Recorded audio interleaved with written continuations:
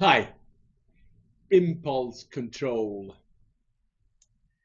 This week I'm going to be brief.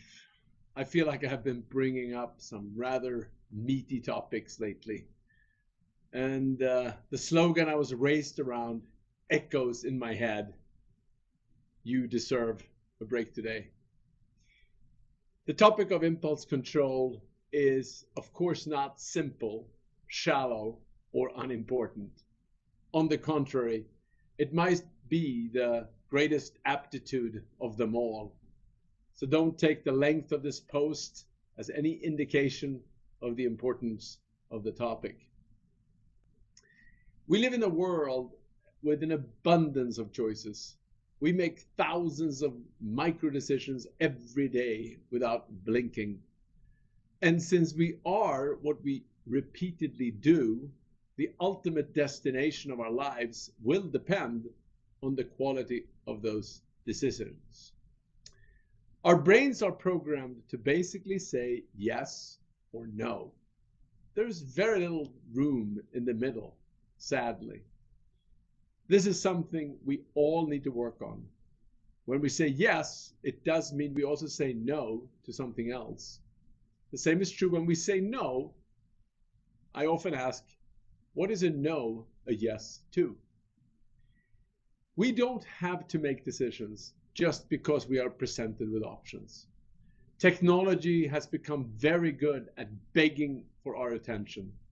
It's hard to resist those red alerts, vibrations in your pocket, or comments from people around you.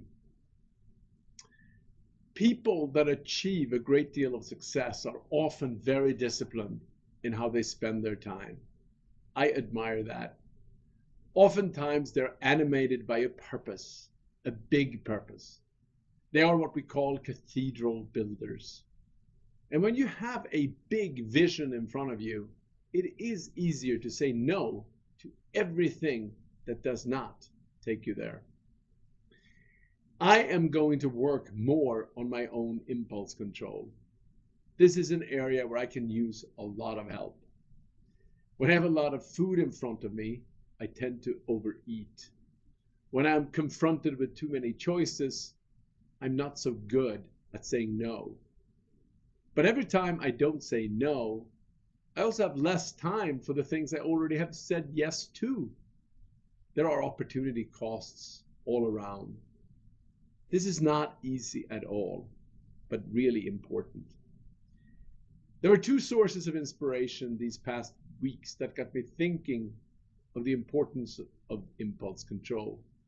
The first was a podcast with Shane Parrish at the Knowledge Project, where he interviewed Professor Andrew Huberman. Professor Huberman is a neuroscientist at Stanford Medical School, where he focuses on neuroplasticity, which is the ability of our nervous system to rewire and learn new behaviors, skills, and cognitive functioning. You can listen to the wide-ranging interview in a link in my post that covers many life hacks around the science of small change. They cover topics like the impact on our health from habits such as ice baths, light exposure, supplements, sleep, alcohol consumption, exercise, and of course, impulse control. Definitely worth a listen. And if you like Dr. Huberman, I can recommend his own podcast series, Huberman Lab, which is often ranked as the #1 podcast in the field of science, health, fitness, and nutrition.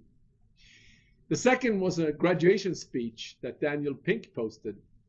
I had posted earlier a few weeks ago about his new book on regret.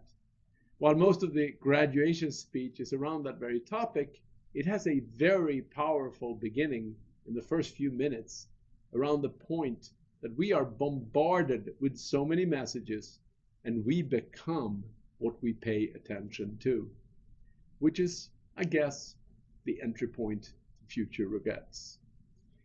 I am now going to work on my no-go brain capacity by resisting touching my phone 10 times a day, not eating what is in front of me all the time, and creating more room for saying yes to more love, more life, and more joy.